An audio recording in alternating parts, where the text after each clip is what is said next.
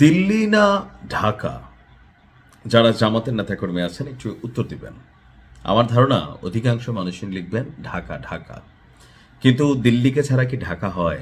না, দিল্লিকে ছাড়া ঢাকা হয় না। কারণ ঢাকার তিন পাশ ঘিরে, অর্থাৎ বাংলাদেশের তিন পাশে যখন ভারতেরই বসবাস, সো ভারতকে ডিঙিয়ে বাংলাদেশ ভালো থাকতে পারবে না।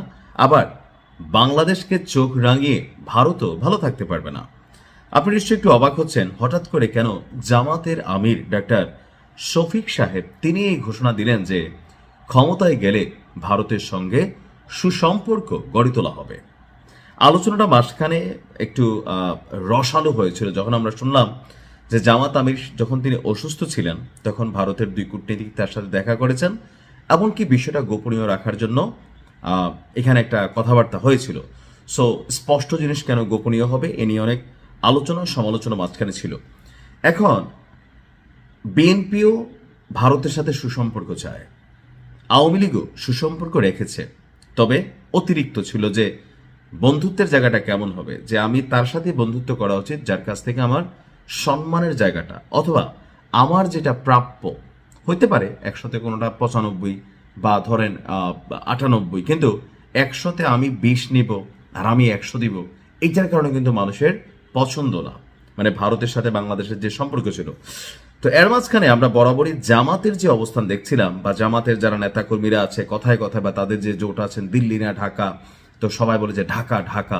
কিন্তু এখন জামাতের শফিক ভাই তিনি যখন বলেন যে ভারতের সাথে সুসম্পর্ক গড়ে তুলতে হবে, এখানে আপনার পররাষ্ট্র নীতি বুঝতে হবে।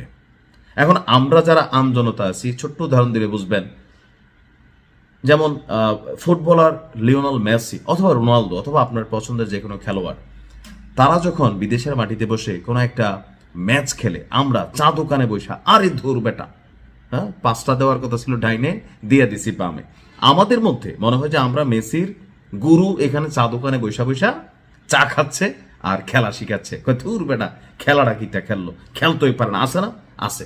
ক্রিকেটারদের নিয়েও আমরা কিন্তু এই ধরনের আলোচনা করি, কিন্তু যিনি মাঠে খেলেন, যিনি চেয়ারে বসেন, তার বিষয়টা আলাদা।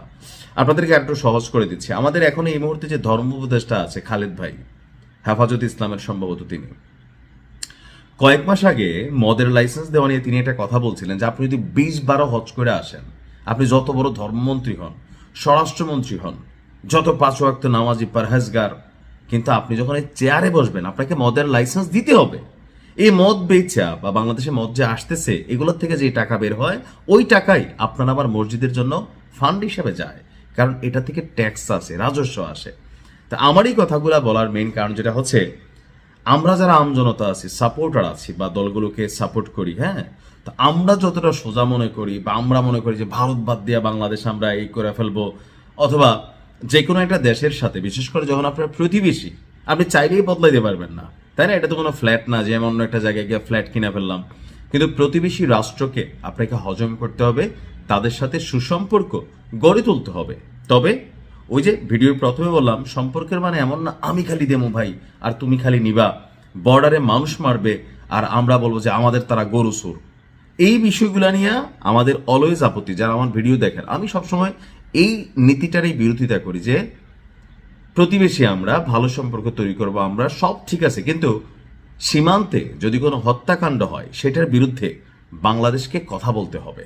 আমাদের যারা রাজনৈতিক ক্ষমতা থাকবেন তাদেরকে এটার জবাবদিহিতা চাইতে হবে ভারতের কাছে, যে কেন ভারতের সাথে সুসম্পর্ক এখানের চেয়ারে যেই বসবেন, এবার এনসিপির যদি নাহিদ ইসলামও বসে 3 দিন পরে সেও ভারতকে বলতে হবে যে দাদা আপনার সাথে ভালো সম্পর্ক রাখতে চাই।